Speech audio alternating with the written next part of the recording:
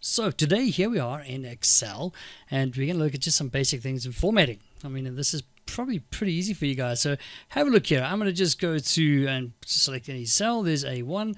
I'm in my home tab, and I'm going to go to styles. There it is there.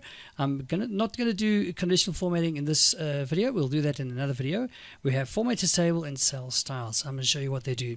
So let's say I have a table here. Well, data, name, surname, age, email, okay, just for example, and I'm going to go and select format as table. Format as table. Click on format as table. I can now choose a sort of a style, like a light style, a medium style, or a dark style.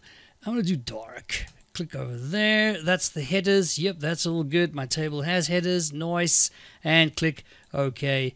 Done. And there you can see it's formatted it as a table. Now, obviously, you could do a lot more with this as a table, but it's just nice for you to know in grade 10 that this is where I do my formatting of my cells. Another one, let's just create a new worksheet there.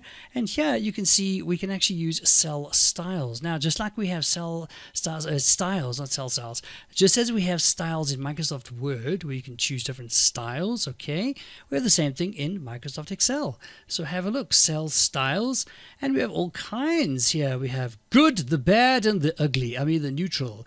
We have data and model. I mean, there's all kinds. These are just styles. I mean, they just format your cell according to that particular style, and you can then use them depending on what sort of data you're working with. And you can also create your own one if you wanted to. It's just good to know where these exist. On a grade 10 level, grade 11, you can then go and start creating your own ones. But for grade 10s, just know where it is. Styles. There we go.